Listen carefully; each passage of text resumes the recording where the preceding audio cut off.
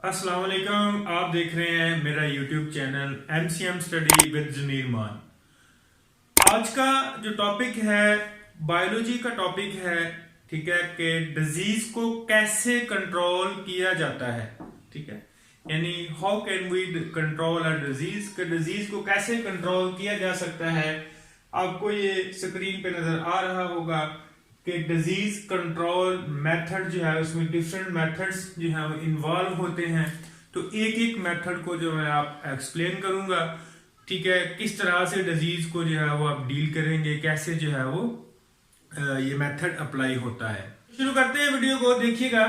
तो disease control करने के लिए तीन मेथड है।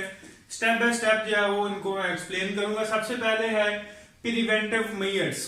पहला मेथड है किसी भी डिजीज को कंट्रोल करने के लिए कि प्रिवेंटिव मेजर्स जो है वो अपना ली जाए, ताकि जो है वो डिजीज जो है वो कंट्रोल हो सके, मैक्सिमम जो है उसकी स्प्रेडिंग पे जो है वो काबू किया जा सके। तो जैसा कि मिसाल ले लें कोरोना की भी इन दिनों में, ठीक है, तो उसको कैसे कंट्रोल किया गया या किस तरह से उस पर काबू पाया गया। तो कोई मेडिसिन तो नहीं अवेलेबल अभी तक, लेकिन जो है वो प्रिवेंटिव मेजर्स ही हैं जो हर जगह पर, हर कंट्री में जो है उस पर काबू पाने के लिए अख्तियार की गई। ठीक है, तो प्रिवेंटिव मेजर्स में हम चाहे कोरोना की मिसाल लें, चाहे एड्स की लें, ऐसी डिजीजेस जो स्प्रेड होती हों, जो एपिडेमिक हों, ठीक है। तो जैसे मैंने मिसाल ली है एड्स की, तो ये HIV ह्यूमन इम्यूनो वायरस से डिजीज होती है। एड्स का मतलब क्या है? अक्वायर्ड इम्यून डेफिशिएंसी सिंड्रोम, यानी कि बॉडी के अंदर जो आपकी इम्यूनिटी है वो वीक हो जाती है।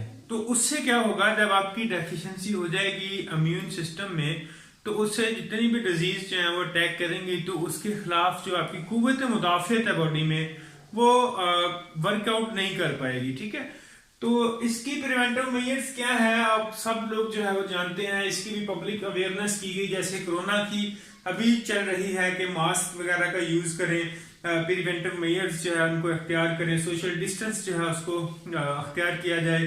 ठीक है, तो इस पे उस वक्त क्या क्या है कि ट्रांसफ्यूजन ऑफ ब्लड जब करते हैं तो उस वक्त टेस्ट किए जाते हैं। उसके बाद कॉन्टिमिनेटेड सिरिंजेस हैं, जितने भी सर्जिकल इंस्ट्रूमेंट्स हैं उनको जो है वो वॉश आउट किया जाता है। ठीक है, और बहुत से इसके और भी प्रिवेंटिव मेजर्स हैं, लेकिन मैंने चंद एक लिखे सिर्फ समझाने के लिए कि कोई भी डिजीज जो है इसको कंट्रोल करने के लिए सबसे पहला मेथड क्या होता है, वो होता है प्रिवेंटिव मेजर्स।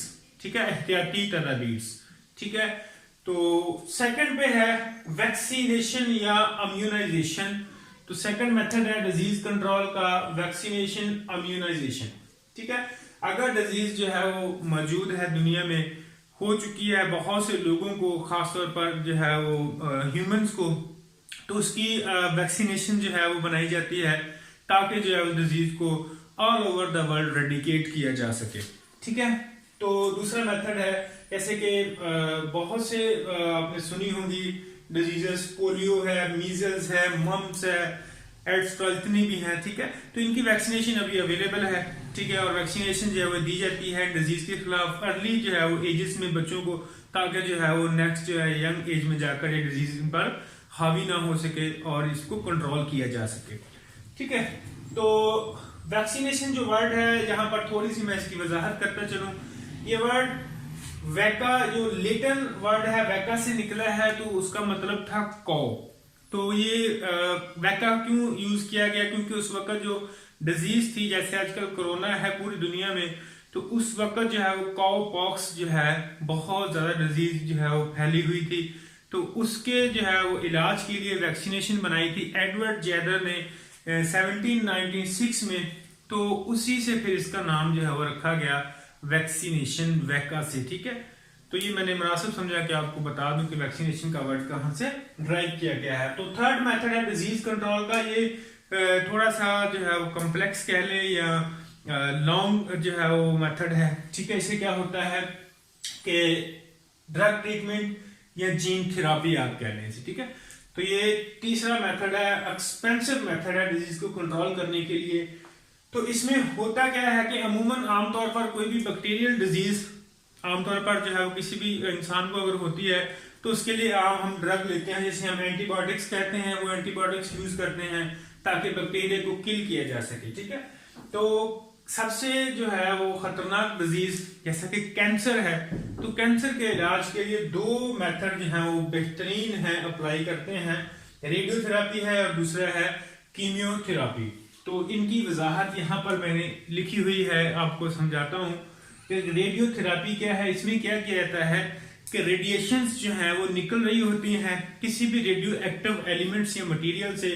तो जो कैंसरियस पार्ट होता है बॉडी का, जहां पर कैंसर सेल्स होंगे, तो उनके सामने जो है वो रखा जाता है वेव्स के, तो वेव उसमें से गुजरती हैं और उन सेल्स को खत्म कर देती हैं, तबाह कर देती हैं, डिस्ट्रॉय कर देती हैं, ठीक है।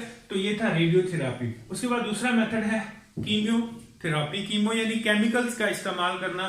तो इसमें क्या होगा कि जितने भी कैंसरियस जो है वो सेल्स होंगे, जो बॉडी का वो पार्ट जहां पर कैंसर है, तो वहां पर केमिकल्स का इस्तेमाल करेंगे, पेशेंट्स को देंगे रेगुलर इंटरवल से। तो उससे क्या होगा कि जितने भी कैंसर सेल्स हैं वो सारे खत्म हो जाएंगे। लेकिन इसका एक ड्रॉबैक है। ड्रॉबैक ये है कि ये कैंसर्स के सेल्स को तो खत्म करता ही है, डिस्ट्रॉय करता है, लेकिन साथ में जो बॉडी के नॉर्मल सेल्स होंगे उस बॉडी के पार्ट में जहां पर कैंसर है, तो उसको भी ये खत्म कर देते हैं, तबाह कर देते हैं।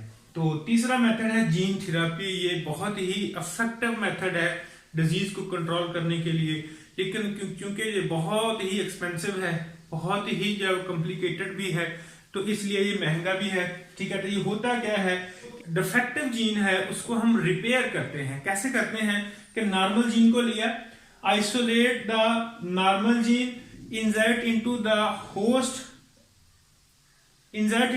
Host through bone marrow cells, ठीक है। तो हमने क्या किया कि एक नॉर्मल जीन लिया, उसको होस्ट के बोन मैरो के सेल्स में दाखिल कर दिया। इससे जो डिफेक्टिव जीन है, जिसकी वजह से जो है वो डिजीज जो है वो फैल रही है, ये डिजीज जो है वो हुई है, तो उसको जो है वो हमने रिपेयर कर लिया। तो आखिर पे है IDM यानी इंटीग्रेटेड डिजीज मैनेजमेंट। तो अगर बाज का इन सब मेथड्स में से कोई भी मेथड जो है वो फिजिकल ना हो, तो तमाम मेथड को इकट्ठा इस्तेमाल करते हैं और पब्लिक को अवेयरनेस जो दी जाती है डिजीज के हवाले से, तो इसको कहते हैं IDM इंटीग्रेटेड डिजीज मैनेजमेंट। तो अब हम देखते हैं सारे टॉपिक का ओवरव्यू। मैंने एक एक जो एक्सप्लेन किया, मैं सारे को रिपीट करता हूं। हमने पढ़ा है कि 3 मेथड है डिजीज को कंट्रोल करने के लिए। सबसे पहला है प्रिवेंटिव में एहतियाती तदाबीर की जाए, बीमारी से जो है वो अवॉइड किया जाए जितना हो सके। उसके बाद है वैक्सीनेशन या इम्यूनाइजेशन। अगर वो उसकी वैक्सीनेशन डिजीज की आ गई है तो उसको जानदारों को चाहिए, खासतौर पर ह्यूमन को चाहिए कि उसकी वैक्सीनेशन करवा लें। सेकंड पे जो है वो हमने पढ़ा था ड्रग ट्रीटमेंट और जीन थेरापी। ड्रग ट्रीटमेंट जो है वो केमिकल का इस्तेमाल है, एंटीबायोटिक का इस्तेमाल है। जीन थेरापी में हमने मुख्तलिफ टर्म्स का इस्तेमाल किया, रेडियोथेरापी है, कीमियोथेरापी है, जीन थेरापी है, ठीक है।